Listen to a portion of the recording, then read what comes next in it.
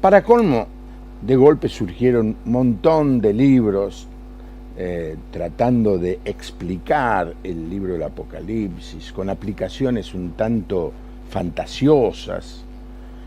Del libro del Apocalipsis surgieron novelas, libros, películas, series de televisión, de algunos de los pasajes del libro del Apocalipsis. Hasta que el año pasado, en medio de la pandemia, me encontré con José Manuel Sierra. Bueno, nos encontramos virtualmente, porque él está en las Islas Canarias, vaya lugar lindo para vivir, y nosotros aquí en Buenos Aires. Y es la primera vez que encuentro a alguien que me dice que se puede leer el libro del Apocalipsis, se debe leer el libro del Apocalipsis. Así que el programa de hoy tiene que ver un vuelo de pájaro sobre el libro de Apocalipsis, y yo le recomiendo, si usted es creyente, si usted tiene una Biblia cerca, que ahora en la introducción vaya buscando su Biblia para poder ir siguiendo la enseñanza que nos va a dar hoy José Manuel Sierra. José Manuel, un gusto tenerte en el programa en esta noche. Pastor, muchísimas gracias por contar conmigo una vez más para este programa.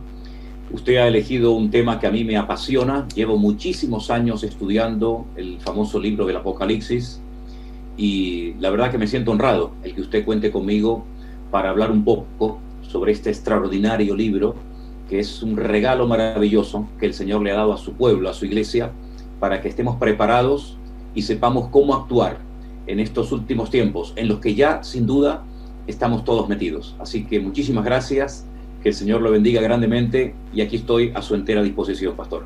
Bueno, José Manuel, uno arranca la lectura del libro y la verdad que lo primero que se encuentra es con un momento especial en la vida del apóstol Juan. Juan tenía 85, 90 años, ¿no es cierto? Y recibe esta revelación allí en la isla de Patmos.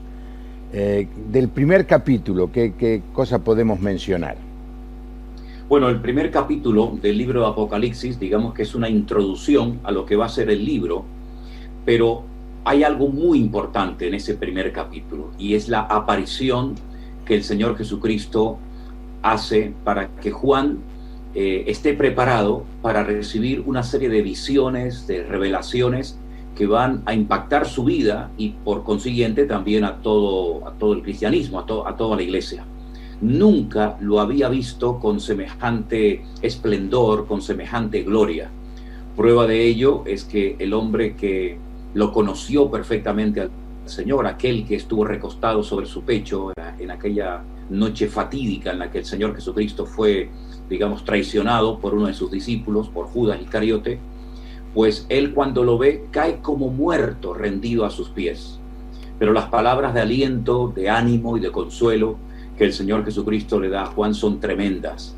He aquí, yo estuve muerto y vivo por los siglos de los siglos, y tengo las llaves de la muerte y del Hades. No temas. Y a partir de esa revelación, a partir de esa presencia del Señor espectacular, es cuando Juan comienza a recibir una serie de mensajes que los va a dirigir a las famosas iglesias del Apocalipsis, las famosas 7 iglesias de Turquía, lo que sería Asia Menor antaño, y el apóstol Juan sabe perfectamente que se va a entrevistar con un Cristo vivo, glorioso, triunfante, resucitado, y esa es la introducción del libro. No podría ser más interesante. Sí, no, es emocionante porque le dice algo de lo que prediqué el domingo pasado, ¿no? No temas.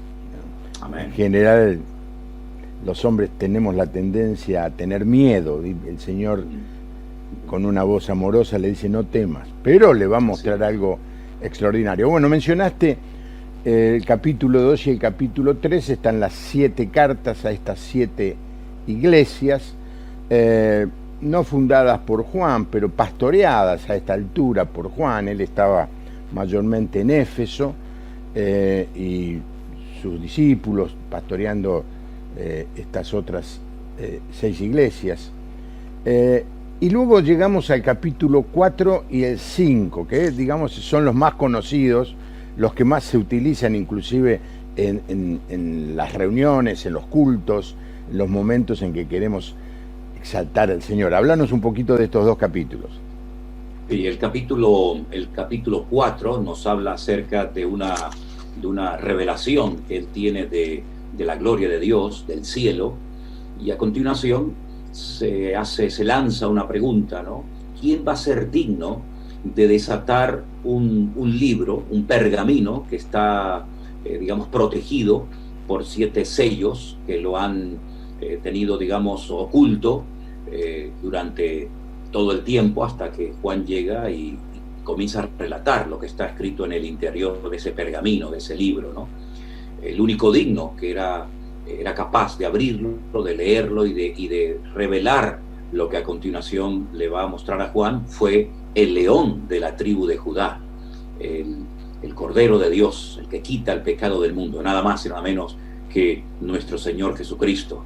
Por lo tanto, esos dos capítulos, el 4 y el 5, es una preparación a lo que se viene, a toda la revelación de los sellos, las trompetas, las copas, que paulatinamente se van a ir desarrollando en un periodo de tiempo que lo conocemos como el nombre de la Gran Tribulación. Sí. Bueno, en el capítulo 6 de golpe aparecen, el 7, de golpe aparecen estos famosos 144.000 sellados. Exacto. Que han traído polvareda, porque hay una religión que no es cristiana, que se acerca al cristianismo, pero no es cristiana porque no reconoce que el Señor Jesucristo sea Dios, que son los testigos de Jehová. Mencionan mucho estos 144.000. Que está un poco raro, porque está entre el 5 y el 6, y luego vuelve a la visión de la multitud con vestidos blancos, ¿no? ¿Qué tiene que ver todo esto de los 144.000 en medio de esta visión de una gran celebración de millones de personas aclamando al Señor Jesucristo como Rey y Señor? En el capítulo anterior, una vez que los sellos se han desatado, una vez que se han llevado a cabo esos juicios, esas manifestaciones de parte del Señor, pues resulta de que aparecen efectivamente los 144.000, dentro de una inmensa multitud de todos los pueblos, naciones, tribus y lenguas, la cual nadie puede contar. Y cuando se le pregunta a Juan, ¿estos quiénes son? Y Juan llora porque no sabe la respuesta. La respuesta es: estos son los que han salido de la gran tribulación y se han mantenido santos y castos y puros delante de la presencia del Señor. Y estos 144.000 son 144.000 personas de carne y hueso, valga la redundancia, que son 12.000 representantes de cada una de las 12 tribus de Israel. No tiene absolutamente nada que ver con esta religión o con esta secta que usted ha mencionado, sino son 144.000 personas escogidas por el Señor para una serie de funciones concretas y específicas. Por lo tanto, la iglesia no entra a formar parte de estos 144.000, pero evidentemente este número bastante considerable de personas son personas, lógicamente, que han reconocido al Mesías. Si no, no tendría ningún sentido adorar, cantar, seguir al Mesías, al Cordero, si no se cree previamente en él. Así que son 144.000 personas, todas judías, que cumplen una función, pues, que la vamos a ver en otros pasajes del libro del Apocalipsis. Si fuera esto algo del momento, ¿habría 144.000 judíos? Por otro lado, José Manuel, las tribus, después de la dispersión, ya en la dispersión o en el exilio de Babilonia, pero mucho más cuando fue asolada la tierra de Palestina por el ejército romano, se perdió quién es de una tribu y quién es de otra. ¿Cómo se va a solucionar este tema? Bueno, antes del cautiverio en Babilonia, ya el país se encontraba dividido en dos. Sí. El reino del norte, cuyo nombre era Israel, y el reino del sur era Judá. las tribus del norte fueron atacadas por los asirios y desaparecieron prácticamente de la historia. Pero yo siempre he considerado, y lo afirmo, que el Señor no tiene ningún problema en saber dónde están esas tribus, dónde están los descendientes de esas tribus. Sí. Prueba de ello que en los últimos tiempos vuelven a aparecer, y aunque para el hombre sea un misterio, si bueno, ¿dónde está la tribu no sé, de Neftalí, de Zabulón, de Dan, etcétera?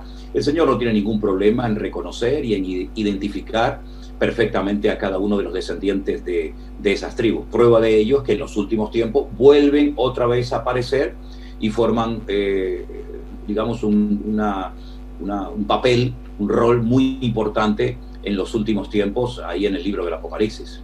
¿Hay alguna señal de que esto esté empezando a suceder, José Manuel? Sí, por supuesto, cómo no, claro. De hecho, ya están volviendo a Israel, al pueblo de Israel, personas que son descendientes directos de estas tribus, ¿no? Tenemos por un lado a los Cohen, que son los descendientes de la tribu de Leví. Tenemos, por supuesto, otras tribus totalmente identificadas, porque lo que para nosotros, el mundo occidental o cristiano, podría ser, digamos, un misterio, esto es algo que se conoce, se domina, se estudia constante y permanentemente en Israel, y ellos están al tanto de muchos datos y de mucha información que lamentablemente pues no llega hasta los creyentes hoy en día. Sí, es interesante que cuando uno está en Israel ve a muchos que confiesan ser del pueblo judío, pero de color, gente de África, ¿no? Exacto, de Etiopía. De Etiopía particularmente, sí. Contanos un poco de eso. Sí, son los falasha, son los únicos judíos negros, los únicos judíos de color. Y bueno, esto se cree que viene de la descendencia de una relación que el rey Salomón mantuvo con la reina de Saba.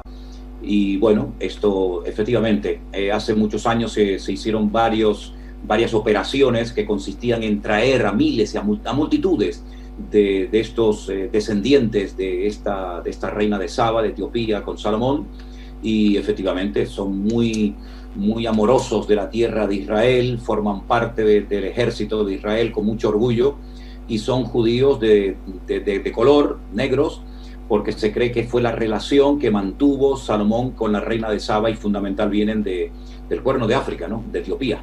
Sí, y me dicen, yo vi algunos, pero no tuve relación con ninguno cuando estuve en Israel. Me dicen que varios venían ya con la fe en el Señor Jesucristo, porque habían sido evangelizados en Etiopía, ¿no? Claro, porque no solamente Etiopía, digamos, entra en la escena, en la historia bíblica a través de la reina de Saba, sino que recordemos que en el libro de los Hechos, cuando uno de los diáconos de la iglesia primitiva, que después se le conoce como el evangelista Felipe, es conducido milagrosamente al desierto, donde le da testimonio a un etíope eunuco, funcionario de una reina llamada Candace, y se cree que este hombre llegó con el evangelio a Etiopía y evangelizó a muchísimas personas. Prueba de ello es que hay muchísimos etíopes cristianos que creen en el Mesías, y así es que creemos que no solamente por Salomón, sino también por el ministerio evangelístico de aquel funcionario que se convirtió en el desierto con Felipe y fue bautizado, muchos llegaron al conocimiento del evangelio. Bueno, cerramos esto de los 144.000. ¿Te parece, José Manuel, si usted forma parte del pueblo judío, bueno, le pasa más cerca esta enseñanza?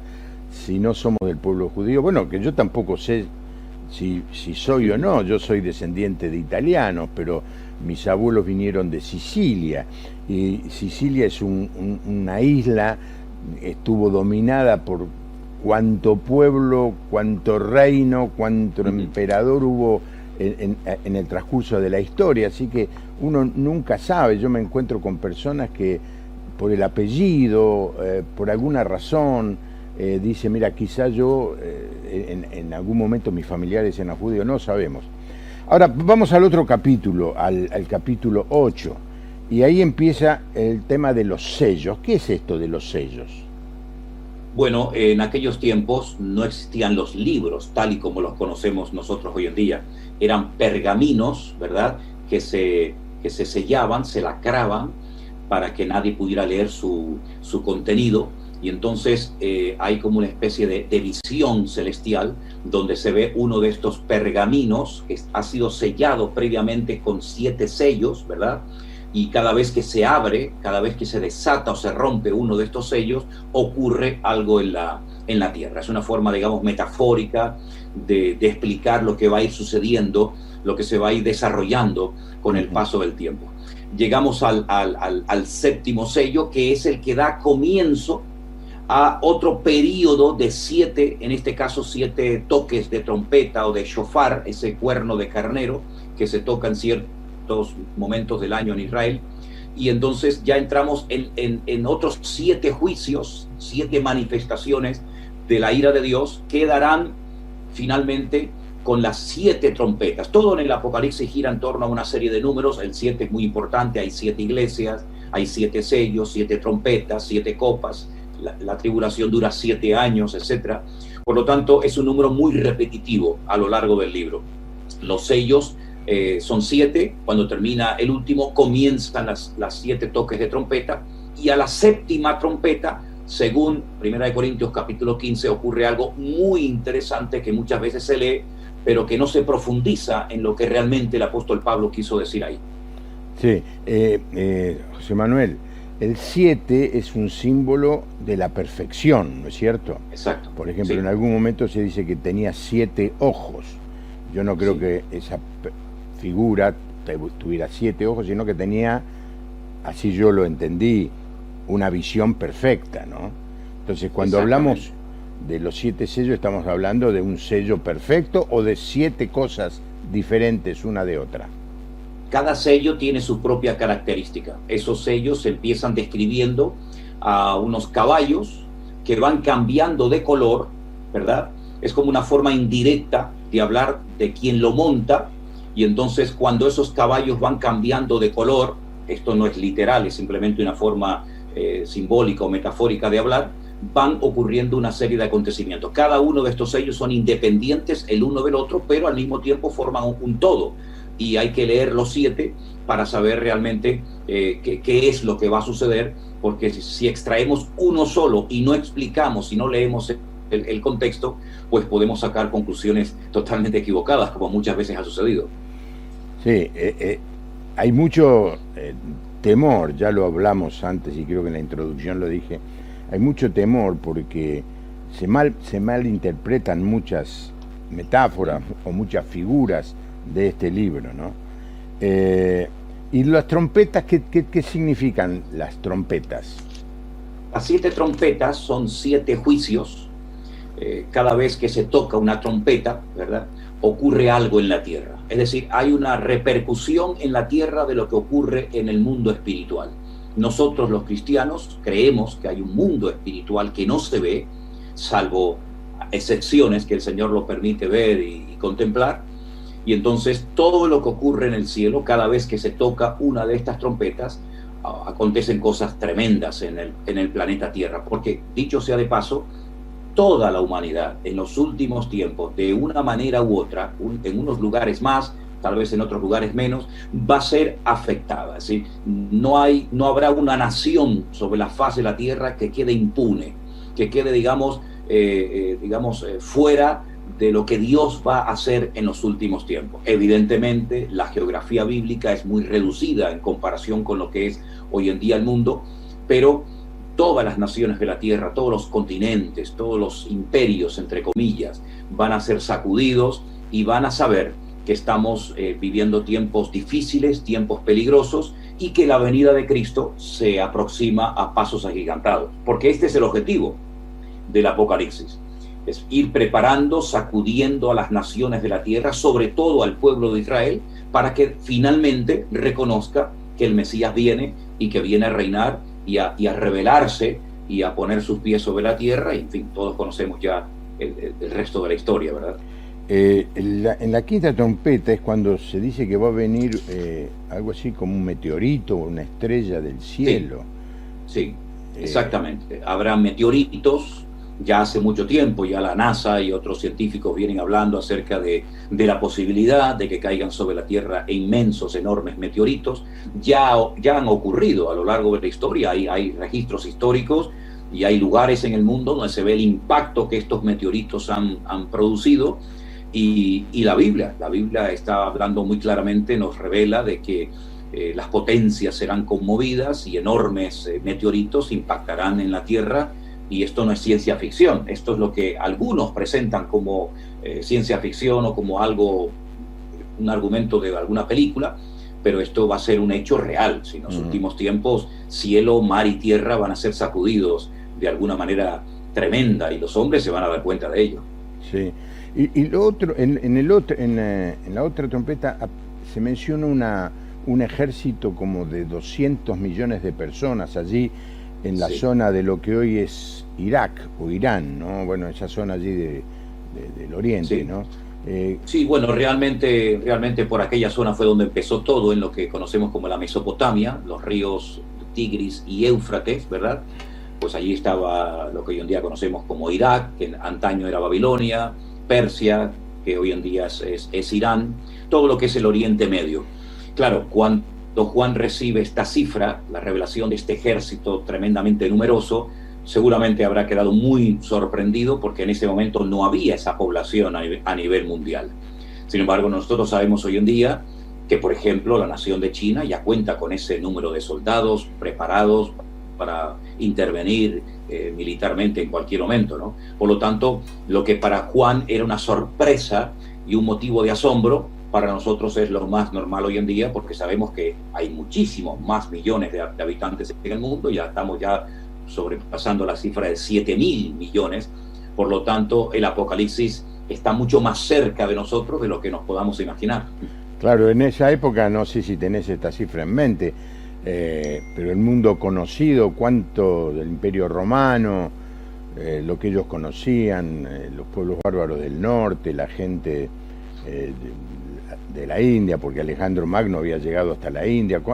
¿Qué población habría en el mundo? No llegaría... Póngale usted, entre 30 y 50 millones de habitantes podría haber en aquellos tiempos en los que se escribió el libro de Apocalipsis. Por eso la cifra que el Señor le revela a Juan es una cifra realmente descomunal, es algo que a él lo sorprende, porque ya digo, 200 millones de personas en aquel tiempo era algo realmente impensable. Y esto son como anuncios de algo que se está formando, algo que se está armando. Caen los meteoritos, salen las langostas por todos lados, aparece este ejército. ¿Qué es lo que se está anunciando con todos estos sonidos de trompeta? Bueno, la trompeta, los shofar, es un instrumento que se utiliza mucho en la Biblia. Ya desde la famosa batalla de Jericó se tocaron los cuernos de carnero, los famosos shofar, y las murallas de Jericó cayeron. Había trompetas de plata que el Señor mandó al pueblo de Israel construir a través de Moisés en la ley. Por lo tanto, es un instrumento que se utilizaba mucho para convocar, para llamar a la gente a la guerra. Los que hemos estado en el ejército sabemos perfectamente que muchos anuncios se daban con la trompeta. No hacía falta que nadie saliera con un megáfono, ¿no? y dijera, ahora hay que formar, ahora hay que levantarse, ahora hay que acostarse. Sino sabemos que con la trompeta se pueden decir muchísimas cosas, se pueden transmitir muchos mensajes. El mensaje fundamental que está anunciando estas 7 trompetas es que los tiempos se acortan, que el Mesías viene pronto, y dice la Biblia, el apóstol Pablo en 1 Corintios capítulo 15, y aquí os digo un misterio, no todos dormiremos, pero todos seremos transformados en un momento y en un abrir y cerrar de ojo a la final trompeta. Eso es un dato muy significativo que el apóstol Pablo nos da, y él está haciendo referencia a esos toques, a esas llamadas de atención de parte de Dios a la humanidad, para que se prepare para lo que viene, porque aunque son durísimos los juicios que acontecen durante el período de las 7 trompetas, aún quedan 7 peores todavía, que son las famosas copas de la ira. Es decir, va de menos a más hasta que finalmente pues aparece el Señor en pleno combate, en plena guerra de Armagedón, donde Él hace acto de presencia y ahí pues Él ya establece su reino, su trono, y comienza la era milenal desde la ciudad de Jerusalén. De golpe aparece el ángel con el librito. Siempre me llamó la atención, hasta cuando era chico, esto que el librito. Inclusive he llegado a ver algunas figuras, como el ángel con un librito chiquitito. ¿Qué significa esto? Bueno, algunos creen que es una forma, digamos, cariñosa, ¿no?, de definir la importancia de la predicación del Evangelio. La Biblia dice que el ángel le dijo a Juan, en el capítulo 10, verso 9, tómalo y cómelo, te amargarán el vientre, pero en tu boca será dulce. Hace años conocí a un poeta cristiano, ya está en la presencia del Señor, el pastor Rodolfo Loyola, y él dijo que el Evangelio es como una espina clavada en el corazón. Que si te lo quitas te mueres, y si te lo dejas vivirás toda tu vida con una espinita clavada en tu corazón. Los que predicamos el Evangelio, los que servimos al Señor y tenemos el honor de servirle a tiempo completo en su reino, en su obra, sabemos que a veces ese mensaje, ese llamado, por una parte tiene una parte dulce, maravillosa, pero por otra parte también causa ese dolor, ¿verdad? Esa carga, ese peso de ver que las almas no se convierten, de ver que la gente no se consagra y se compromete con el Señor. Es esa ambivalencia, ¿no?, entre la amargura y la dulzura, entre la alegría y la tristeza. Y bueno, es un anuncio de cómo el Evangelio puede producir en el corazón del hombre ciertas reacciones diferentes, ¿verdad? Sí, y el Evangelio conlleva un anuncio grave, un anuncio de peligro inminente para el que lo oye. Le tenemos que decir al predicar el Evangelio que el ser humano está perdido, está destituido, desterrado de la presencia de Dios. Y muchas veces se quiere endulzar tanto el mensaje del Evangelio que no se le dice a la persona, no se le dice al oyente en la realidad en la que está. Entonces solamente le hablamos de que Dios lo ama y gloria a Dios que Dios nos ama. Bueno. Pero ¿quién va a ir al médico si no se siente enfermo? ¿Quién va a pedir ayuda si no está pasando, no reconoce que está necesitado? ¿Quién va a ir a buscar que lo rediman si no reconoce que está endeudado? Es decir, le tenemos que hablar de eso. Yo creo que es un exceso de audacia predicar el Evangelio, solamente el amor de Dios, y no hablar de que el hombre está perdido. Por eso Jesucristo le dijo a sus discípulos: salgan a predicar el Evangelio, vayan por todo el mundo. Y en otro Evangelio les dice cuál es el contenido del Evangelio: es el arrepentimiento y el perdón de pecados. Hay que decirle a la gente que se arrepienta. Para eso hay que señalarle que está caminando por un mal camino, ¿no? Quizá alguien esté escuchando el programa de hoy y bueno, descubra todas estas enseñanzas del libro de Apocalipsis. El conocimiento no te salva, lo que te salva es que vos deposites tu fe en Jesucristo, porque vos estás perdido si no lo tenés al Señor en tu vida. Seguimos con José Manuel explorando, no llegamos ni a la mitad todavía. Aparece en este otro capítulo los dos testigos. ¿Qué son estos dos testigos? Sí, los dos testigos, aunque algunos han tratado de ponerle nombre y de identificarlos, yo no voy a entrar en ese juego, porque si la Biblia no nos proporciona el nombre de estas dos personas, ¿quién soy yo para atreverme a decir son fulanito y menganito? Claro. Lo que sí sabemos es que los dos testigos son dos personas que van a estar predicando, volvemos otra vez a lo que usted decía, van a estar predicando el Evangelio durante una parte, la primera parte de la gran tribulación, que son 3 años y medio, y claro, sus ministerios se parecen mucho, por ejemplo, al de Moisés, al de Elías, por las cosas que hicieron, por las cosas que dijeron, pero en definitiva los dos testigos son dos personas de carne y hueso, cuya función es predicar durante 3 años y medio el Evangelio, sobre todo al pueblo de Israel desde la ciudad de Jerusalén, y finalmente a estas dos personas los matan, los tienen 3 días tirados en la calle como animales, como perros, lo cual es un auténtico insulto en esa cultura, y a los 3 días el Señor los levanta para sorpresa de las naciones, para sorpresa del mundo, a los ojos de todos, y son 2 personas que son tremendamente usados y poderosos en su ministerio para llevar a miles de personas a los pies de Cristo y reconocerlo como el verdadero Mesías. Eso es lo que podríamos decir a grandes rasgos de estos 2 testigos que ya fueron profetizados en el Antiguo Testamento por el profeta Zacarías, a los cuales se le llama mis 2 ungidos. Vos entonces estás diciendo, José Manuel, que en el medio de la tribulación va a haber predicación y va a haber conversiones. Totalmente, pero como nunca antes. De hecho, al principio del libro, aquel anciano le hace una pregunta a Juan, le muestra una multitud y le dice, esta multitud de todos los pueblos, naciones, tribus y lenguas, que nadie puede contar, esta gente quiénes son y de dónde vienen. Y la respuesta que recibe Juan es, estos son los que han salido de la gran tribulación y no se han manchado, no se han contaminado, han reconocido al Mesías. Por lo tanto, durante el periodo de la gran tribulación, millones de personas se convertirán. No nos quepa la menor duda, porque se va a predicar el Evangelio como nunca antes, por todos los medios habidos y por haber. Por lo tanto, claro que en la gran tribulación se predicará y mucho el Evangelio y habrá muchos resultados. Donde abunda el pecado, sobreabunda la gracia, dice la palabra del Señor, ¿verdad? Bueno, cada capítulo es como para un programa, ¿no, José Manuel? Sí. Digámoslo ahora, para que no se nos escape y yo no me olvide.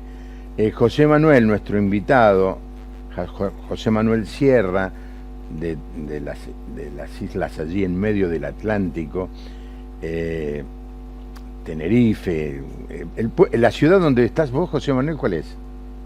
Santa Cruz de Tenerife. Santa Cruz de Tenerife. Bueno, escribió un libro sobre el Apocalipsis. ¿Por qué no nos contás un poco para promocionarlo?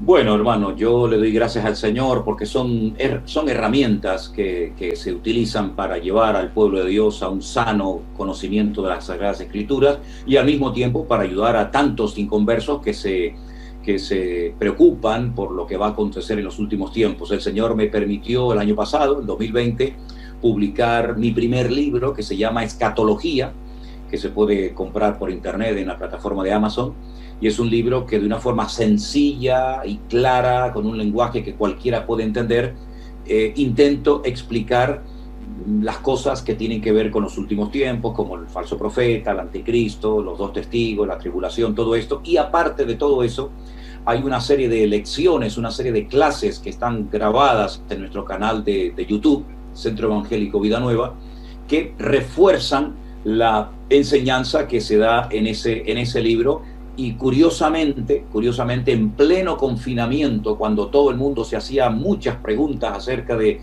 qué es lo que está ocurriendo, qué está sucediendo en todo el mundo, justamente en ese tiempo salió ese libro que fue de muchísima bendición para mucha gente en ese momento. José Manuel, ¿cuánto de inspiración, de revelación mística y cuánto de trabajo te llevó el libro? Bueno, yo le digo sinceramente, el estudiar es algo fundamental en la vida de todo siervo de Dios. Esto, claro, creemos en que Dios te puede inspirar, Dios te puede revelar, pero Dios te va a revelar lo que está escrito. Si Dios no te va a revelar algo nuevo que no está escrito en su palabra, si Dios te revela algo nuevo que no está en su palabra, dudo mucho de que eso te lo revele el Señor, porque el Señor no va a ir en contra de su palabra ni me va a dar a mí algo que ni Juan, ni Pablo, ni Pedro escribieron en su palabra, ¿no? Por lo tanto, es un esfuerzo, es un trabajo de estudio, de investigación de años, y todo eso se ha plasmado en ese libro, pero fundamentalmente es el resultado de estudiar y de escudriñar las Sagradas Escrituras, porque eso es un mandamiento bíblico, escudriñar las Escrituras, ¿verdad? Porque ellas dan testimonio de mí. Por lo tanto, ese libro es el fruto de años y años de estudio y de profundizar, no solamente en el libro del Apocalipsis, sino también en el libro de Daniel. Porque, permítame decir, pastor, que si no conoce uno y no ha leído y estudiado en profundidad el libro de Daniel, va a ser muy difícil poder interpretar cosas que se nos cuenta, que se nos relata en el libro del Apocalipsis. Son libros que van de la mano. uno depende del otro, por lo tanto son dos libros que se tienen que estudiar a la vez. Bueno, cada frase tuya me provoca algún comentario, pero no quiero abundar, ¿no? En primer lugar quiero decir, el libro de Daniel es un libro que está en lo que nosotros llamamos el Antiguo Testamento. Es un profeta del pueblo de Israel. Estuvo exilado desde que era adolescente, prácticamente exilado en Babilonia. Dios lo prosperó, llegó a ser un funcionario de alto rango, no en un imperio, sino en dos imperios. Y él recibió una revelación que es el libro de Daniel, lo que nosotros conocemos como el libro de Daniel, ¿no es cierto?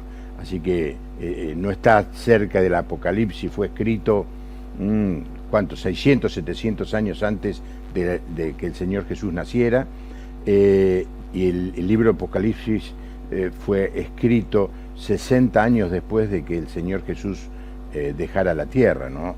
Así que hay muchos años en el medio. Por eso es lo importante lo que estaba diciendo José Manuel. Pero quiero resaltar algo. No me puedo callar, José Manuel, perdóname que te quite tiempo. Y es, la palabra de Dios está completa. Hay Amén. gente, y he escuchado pastores, buscando una nueva revelación, algo diferente, algo sorprendente, algo nuevo, algo fresco, palabras de ese tipo, para decir, Dios no, escuchen, lo he escuchado, José Manuel, Dios no puede limitarse a solamente revelar en un libro, se sigue revelando continuamente. Si usted escuche eso, déjeme darle un consejo, salga corriendo de ese Amén. lugar, salga Amén. corriendo de ese lugar.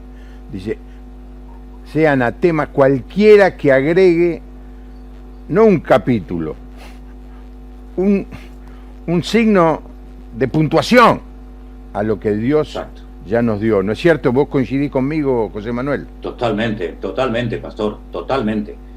En el libro de Apocalipsis dice que maldito aquel que añadiere a las palabras de este libro, vendrán sobre él las plagas que están escritas en el libro, y maldito el que quitare, ¿no? La palabra de Dios, usted mismo lo ha dicho, está completa. No les llega con la palabra de Dios, con los 66 libros, no les llega a los que quieren servir al Señor. Tienen que buscar más fuera de la Biblia. Hermanos, si hay creyentes que llevan toda la vida convertidos y toda la vida saltando de iglesia en iglesia y todavía ni se han terminado de leer el Nuevo Testamento, como para estar buscando fuera de la Escritura. Con la palabra de Dios, hermanos, tenemos un océano para navegar durante toda nuestra existencia. Un día, estudiando el libro de los Salmos, uno a uno, me paré en medio de unos salmos y comencé a llorar. Y le dije, Señor, me faltarían 10.000 vidas, 10.000 vidas para poder entender cada uno de estos salmos. Y todavía me quedan 65 libros de la Biblia. No, la Biblia está completa, la Biblia no necesita añadiduras de ningún tipo. Y no solamente está completa, sino que no caduca, está en plena vigencia, está fresca más que nunca.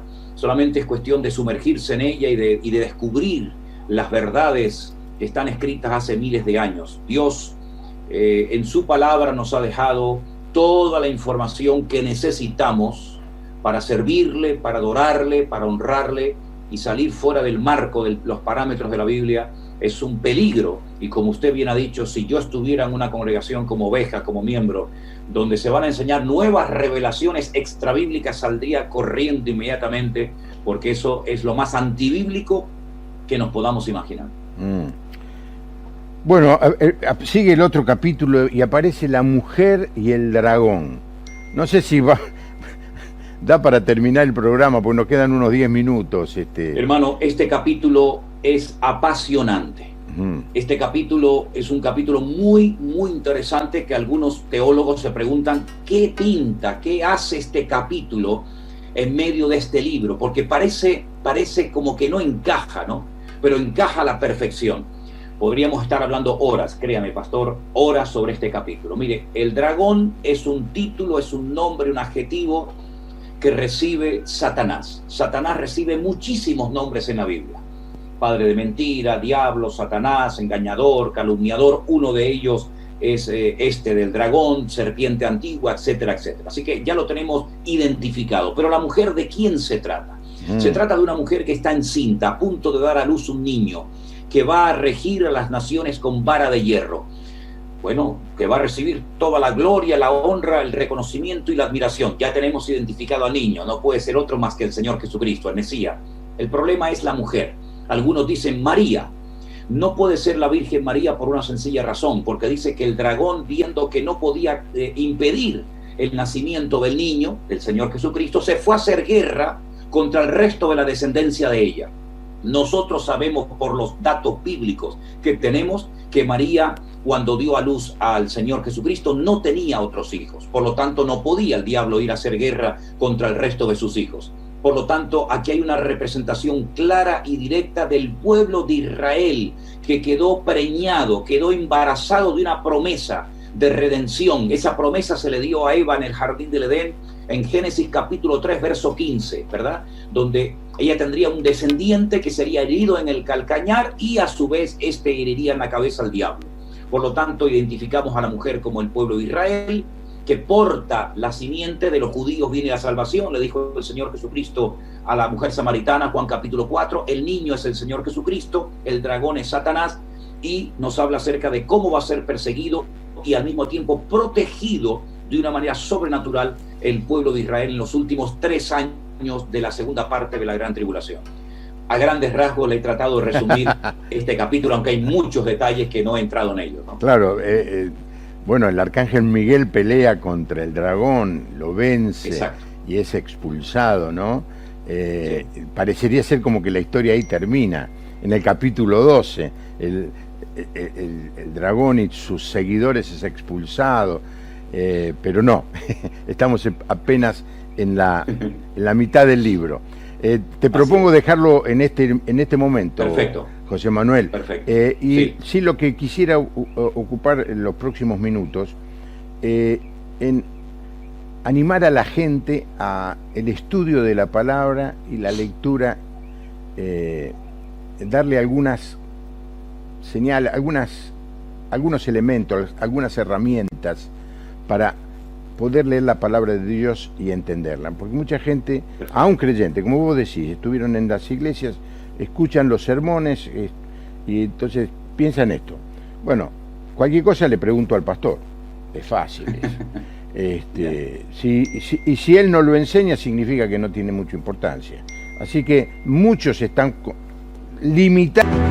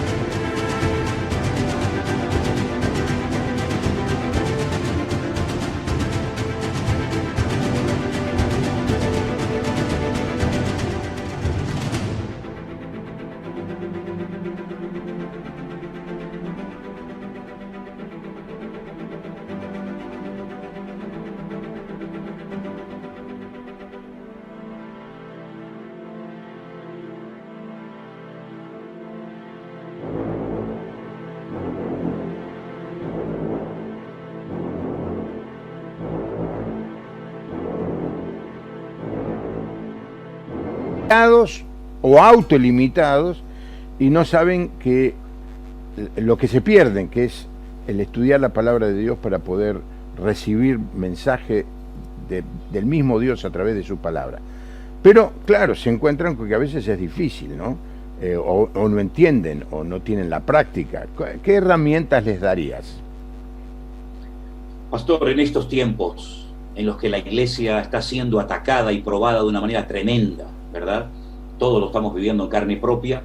La iglesia necesita buscar a Dios con urgencia y refugiarse en la palabra de Dios, que es uno de los mejores regalos después de la salvación que el Señor le ha dado a su pueblo, para que tengamos ese mapa, esa brújula, a través del cual podamos conocer el corazón de Dios, las directrices que el Señor nos está dando en estos últimos tiempos, en los que Dios no para de hablar, pero en los que lamentablemente algunos con su lloriqueo, con sus quejas y con sus lamentos, no logran captar lo que el Señor está diciendo.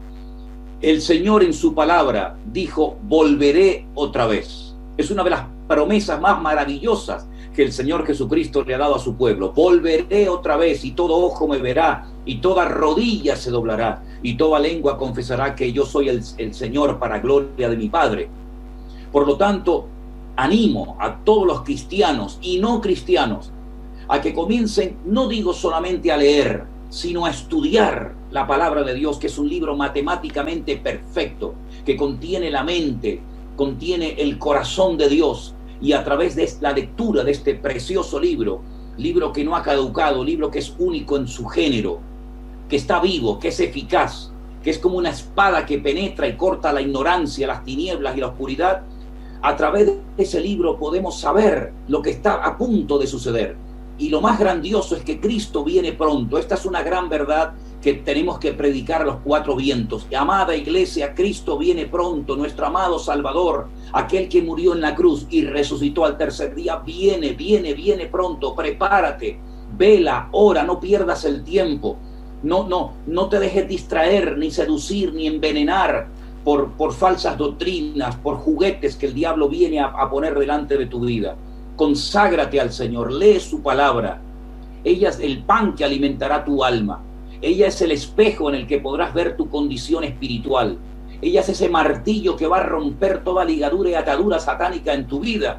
Y ella es la lámpara que va a iluminar tu camino para que no llores, ni te asustes, ni tengas miedo en medio de la tormenta y oscuridad que viene. Porque el Señor ha prometido estar con nosotros todos los días hasta el fin del mundo. Y su palabra, hermanos, pasará el tiempo, el espacio, el cielo, la tierra pasarán, pero su palabra permanecerá por la eternidad. Por lo tanto, te animo, pueblo de Dios, les animo a todos ustedes a que comiencen a leer la Biblia, pídanle revelación, pídanle sabiduría al Señor y Dios te la va a dar. Empiecen a leer la Biblia si quieren desde el principio, no hay ningún problema, por el Nuevo Testamento, por donde quieran, pero empiecen ya a leer la Biblia, porque va a traer aliento, va a traer sanidad emocional, física, a tu mente, a tus emociones, y vas a poder vivir una vida cristiana en paz, tranquilo y seguro, sabiendo en quién hemos creído y confiado. Tremenda exhortación, José Manuel. Y cuando la empieza a leer, el consejo es, ya lo dijo José Manuel, ore al Señor, antes de leer, Señor, háblame a través de este pasaje que voy a leer. Y hágase algunas preguntas. Yo le voy a sugerir algunas, porque yo sé que José Manuel lo va a decir. ¿Qué quiso decir este pasaje en el momento para el cual fue escrito? Y después, ¿qué me dice este pasaje a mí? A ver, amplíame un poquito esto que acabo de decir, José Manuel. Hermano, lo que usted está diciendo es de vital importancia para poder extraer las verdades de los textos bíblicos. Si me permite, y disculpe que lo diga, el Señor me permitió publicar un segundo libro el año pasado que se llama Homilética y Hermenéutica. La hermenéutica es la ciencia que nos ayuda a la correcta interpretación de los textos bíblicos y la homilética a exponer públicamente dicho conocimiento. Hay una serie de reglas de oro que no podemos quebrantar ni saltarnos para poder entender la palabra y aplicarla a nuestro diario vivir. Una de ellas es la que usted ha dicho. ¿Qué me está diciendo a mí este texto? ¿Por qué se escribió? ¿Cuándo se escribió? ¿A quién se escribió? ¿Es una profecía? ¿Es una promesa? ¿Es algo que se ha cumplido? ¿Fue algo específico para una persona o es algo genérico para todo el pueblo de Dios? La hermenéutica es una herramienta indispensable y en ese manual práctico y sencillo de entender doy las pautas para que cualquier creyente de una forma autodidacta, sin salir de su casa, pueda estudiar y disfrutar del estudio de la palabra de Dios y esto va a ayudar a muchos a que no sigan diciendo como excusa, es que no entiendo la palabra, es que no sé lo que significa, es que no sé si esto es para mí o para el pueblo de Israel. Con ese manual de hermenéutica ustedes tendrán una herramienta maravillosa, práctica, que les va a ayudar a disfrutar de la enseñanza que el Señor dio en su palabra y poder aplicarla a las circunstancias personales de cada uno de nosotros. Bueno, pero me sorprendiste porque dijiste que solo habías escrito un libro y ahora me decís que escribiste otro libro. ¿Cuál es el título de este segundo libro?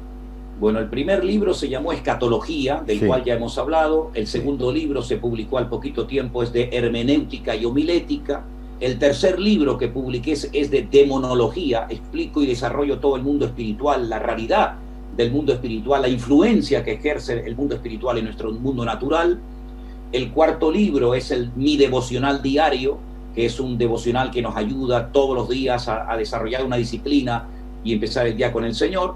Y luego está a punto de salir el siguiente, que es un libro que lo he titulado Educación Cristiana, que le va a ayudar al creyente a estar bien educado y bien preparado para no dejarse arrastrar y seducir por las mentiras que lamentablemente se han estado enseñando y divulgando desde muchos lugares en los últimos tiempos. Bueno, José María, qué bárbaro vivir en Tenerife, ¿eh? Esta tierra inspira a uno, ¿eh? Sí. Buena comida, no digo mediterránea, pero mucho pescado, ¿no es cierto? Mucho. Ay. Te había prometido ir a visitarte, perdóname que no cumplí mi promesa, pero... No, bueno, aún está tiempo, no lo dé por zanjado, sí, aún queda tiempo, ¿eh? Lo voy a hacer. Muchísimas gracias, José María, por este rato que nos has regalado.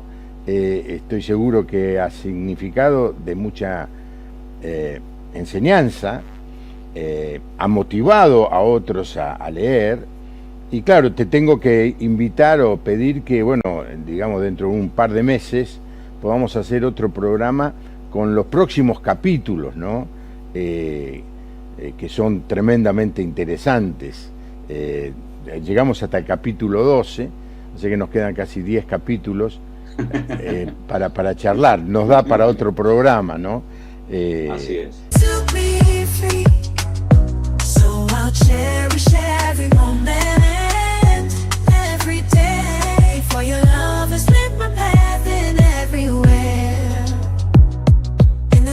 Touch of your hand, I find the strength to rise and stand through every trial, every tear we've shed. Your love's been the shelter where I find my bed. For your love's been my anchor in life's stormy seas, a beacon of hope guiding me to be free. So I'll cherish every moment.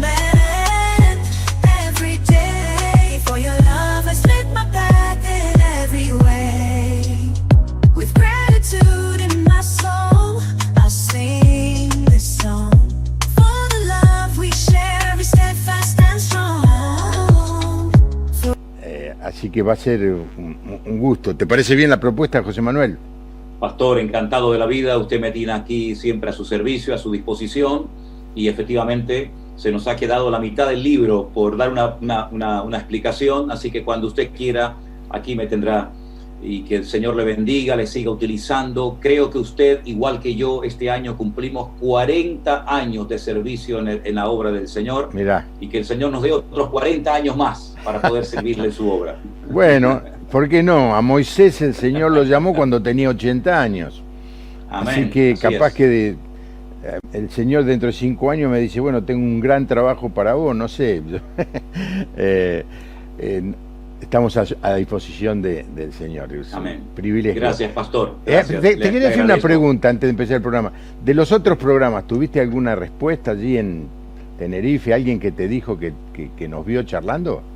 Sí, hermano, sí, porque usted sabe que nosotros con esta iglesia virtual que tenemos por todo el mundo, tenemos a muchísimos hermanos de Argentina. Me escribe mucho de Oberá, de Posadas, toda esa zona de Misiones, Buenos Aires, de Comodoro Rivadavia, de Rosario, últimamente nos están escribiendo mucho, de Entre Ríos, de distintos lugares, de Tucumán también recientemente. Sí, pastor, me han escrito y me han hablado personas que vieron estos programas, y estoy seguro que esto está llegando a muchos lugares, y en los próximos días voy a recibir muchas llamadas y WhatsApp y correos de mis queridos hermanos de Argentina, a los cuales amo y les guardo un gran cariño. Sé que en este momento estáis confinados nuevamente, pero bueno, es tiempo extra que el Señor nos está dando para orar, para prepararnos Ya no hay excusas, si no tengo tiempo, ahora tenemos tiempo. Enciérrense un poquito hasta que pase la tormenta y después saldremos como el león, ¿no? El Señor se encerró un poquito de tiempo en el huerto de Getsemaní como cordero obediente y sometido al Padre, y cuando salió como un león a vencer al diablo en la cruz del Calvario. Así es que, iglesia, ánimo, adelante, que Cristo viene pronto y la recompensa también. Gracias, José Manuel, un privilegio poder charlar con vos y espero conocerte personalmente algún día, aquí o allá. Claro. Yo pienso Amén. mejor allá. El próximo domingo vamos a tener, como todos los domingos a las 11 de la mañana, la transmisión del culto que estamos haciendo virtual.